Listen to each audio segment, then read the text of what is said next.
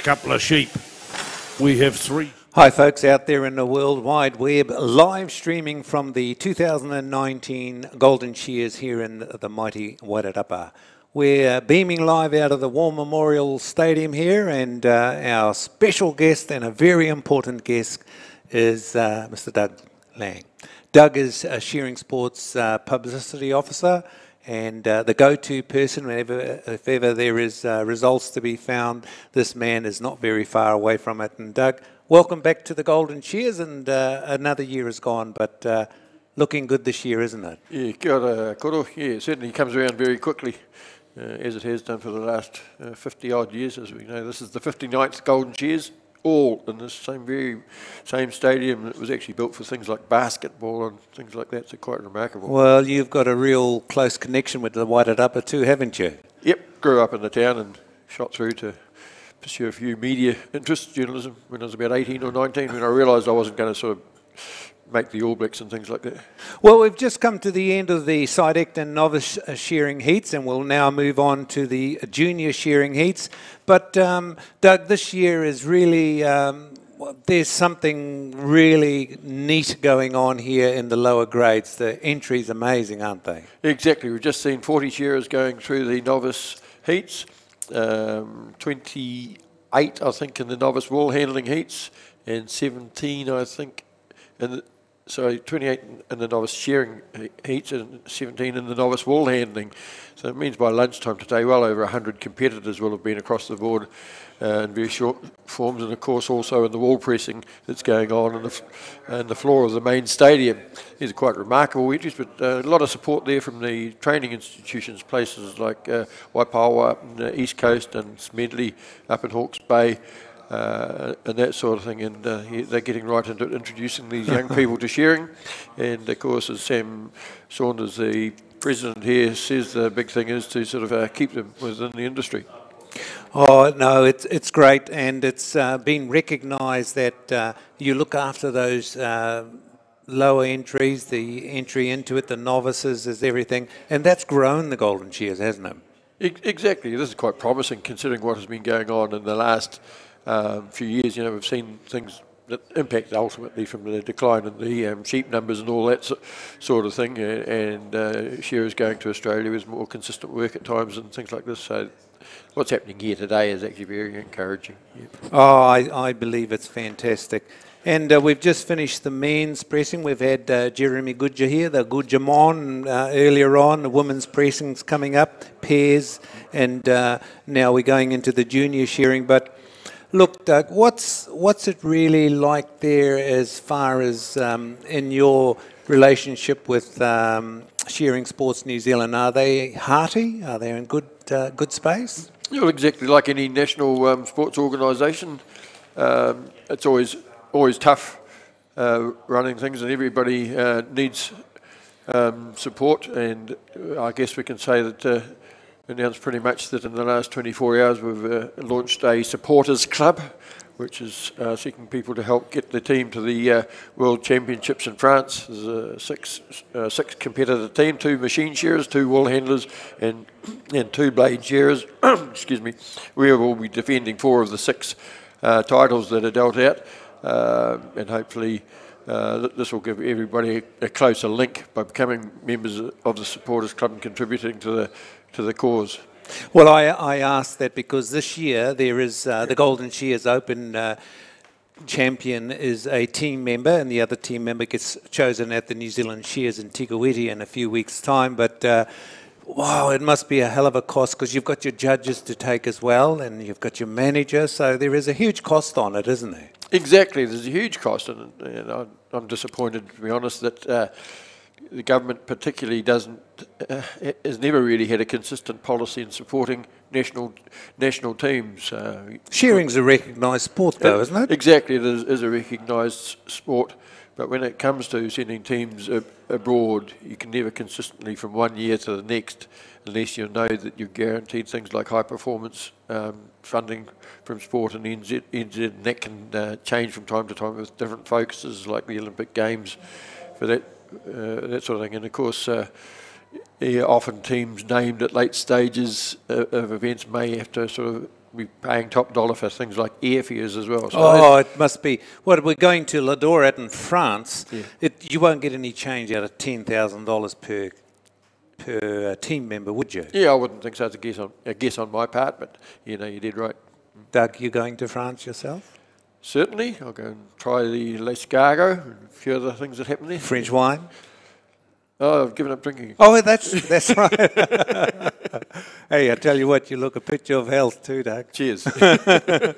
Well, we really should be talking about TAB and how they've ranked the competitors, because that's an area you work in as well, isn't it? Exactly. We do form which the TAB bases its odds on, so I've prepared a list of competitors for them in some sort of ranking order, trying to mix a bit of past historic form, current form and all that sort of thing. And as we know, with the top contender in the Open Shearing Championship final, the historic form and the current form for one Roland Smith are pretty much exactly the same thing. Just pretty much doesn't get beaten. As we know, 2 years ago he got his 100th win at counties there, and he's had almost 50 wins just in those 2 years since then. He's currently sitting on a trot of, well, just this year, for example, he came back at the Wairarapa AMP show on January the 19th. He's won 11 finals out of 11 cracks at it since then. So he's gone into this event, which will be the Hot usual six-man 20-sheep final Saturday night. Roland Smith, the very hot favourite. I think $1.20, I think was the last count I saw on that. Several other top contenders. I did count up, there's about 11 or 12 that have finished second or third to him during that run that he's had. So you've got to consider all of those contenders for places in the final. But yeah, they've got the job ahead of them to beat the man from Hawke's Bay, the man that grew up in Northland. Born and bred in the Bay, though, wasn't he? Basically born, exactly, born in Hawke's Bay. Yep. There is a barrier there for Roland. We don't share the bag shot sheep that he has won all his titles on now. The sheep have changed. Do you think there's a bit of a change, or it wouldn't bother him? I don't think it would bother him. Rolly just seems to have it. He doesn't buckle to pressures of any sort. Basically, his only defeats really in the last couple of years, he's only had one that have been on the Strongwell sheep alone. His other two defeats, I think it was, were on mixtures like the, for example, the New Zealand Shears circuit and that sort of thing, the combinations of sheep. Well, he is the one to beat, folks. $1.20 he's paying. How can they change it? Because if you put $100 on it, you're only going to win $20. If you're a share market investor, you'd probably see that as put $1 million on him. Not too bad odds, yeah, exactly. Put $1 million on him. Yeah, 20%'s not bad for for 20 minutes work, if you know what I mean. Yep. Yeah. So the open wool handling, there is. I've heard that this could be Joel Henare's last competition. Yeah, Joel's certainly intending to pull back on competing on regular competitions. He's only 27 or something. Well, exactly. It's a remarkable career. Started things like winning the New Zealand Woolhandler of the Year title at the age of 15. That's the sort of event that historically wasn't really won by people until they were sort of well into their 20s.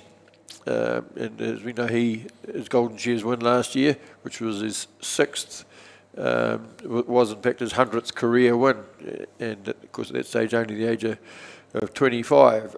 Whether we'll see him back here at events like Golden Shears, I guess it remains to be seen, but at the moment his focus is on winning a World Championship team selection event, which will also be held here.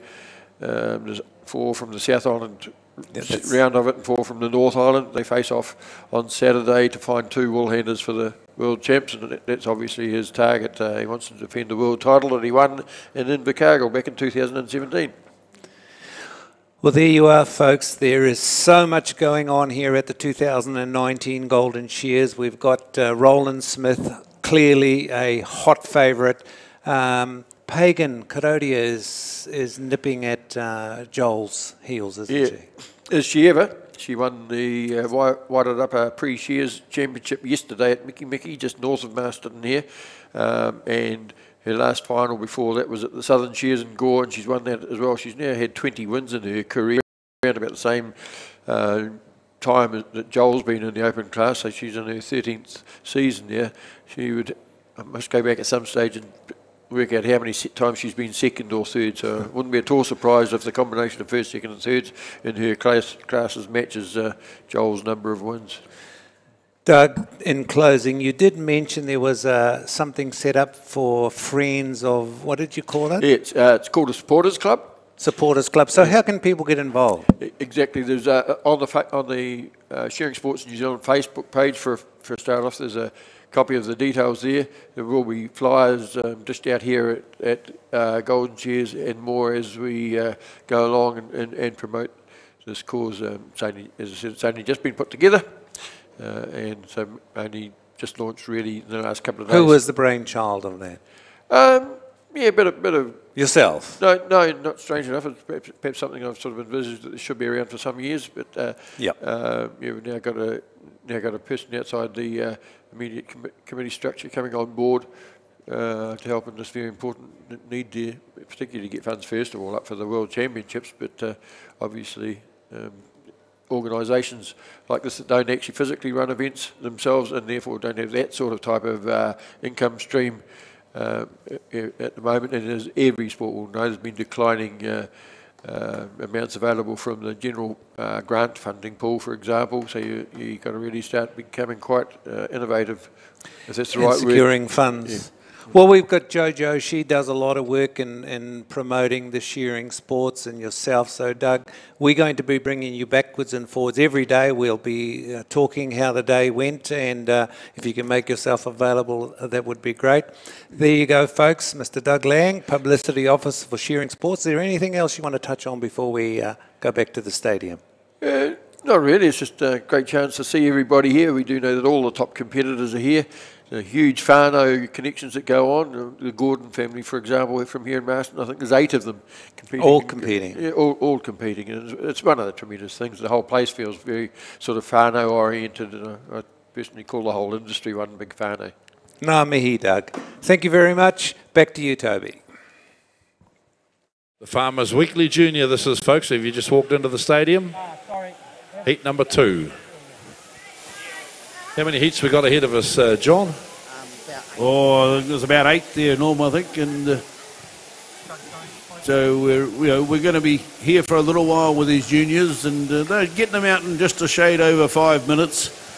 You might find that perhaps a little bit further on they might be getting it down into the 4-minute plus mark, but anyway, here we go. The top 18, they're taking 18 through to the novice shearing semi-finals. In order of qualification, Adam Gordon,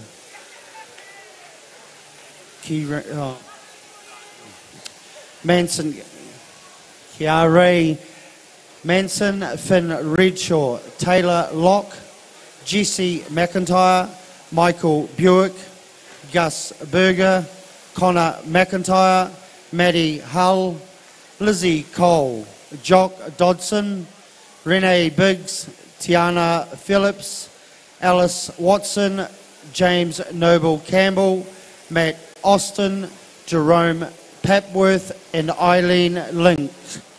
Congratulations to you, 18. Oh, now the pressure comes on. They've made the semi-final. Hey, no pressure. You just wait your time and get up and do the same job they did to qualify, or maybe even better. Well shorn there by Kelly Poles. Down the porthole, the big sheep goes. We've just got young Ben Duffy to complete the task down there. Coming round that shoulder, needs to get those shots heading straight down to the flank now. And so that's the story. One under the shoulder and down and out to the flank with the next one.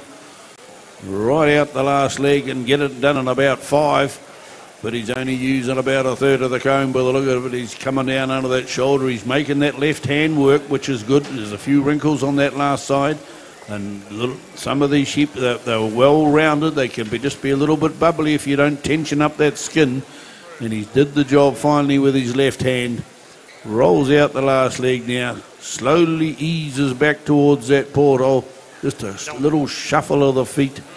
Trying to keep those toes pointed towards each other, so he's got good control of the inside of his leg, puts the final shot in and hits the button, turns his machine off, and well done, Ben Duffy.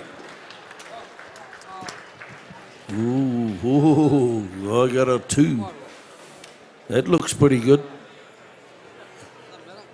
So next time Right. we have those shearers off the board. Heat 3, stand 1, Paul Wagstaff, William Taylor, Dalton Tangiwai, Simon Green, Quinton Trass, Will May. If you'd like to hop up. Heat 4, if they can please be ready. Lucas Broughton, Kirk Krajana, Jeremy Goodger, Vinny Goodger, Dylan Tineti, and Kingston Kuru. Could you please be ready? All right, thanks, Snooky. Right, back to the pressing. This is heat 1 of the women's. Okay, they're going for that 150 kgs. Araha Edmonds. We've got the contrast here today, folks. Araha has never done the pressing before, okay? So she needs a little bit of encouragement as she nuts us all out. And look at the top box going up here for Afina. And Afina is a past champion in 2016, I think it was. So we've got the newcomer against someone who's actually won this event. But at this stage, they're neck and neck. There's absolutely nothing in it at all. So they're stuffing these top boxes full. We've got the green light again. We'll keep the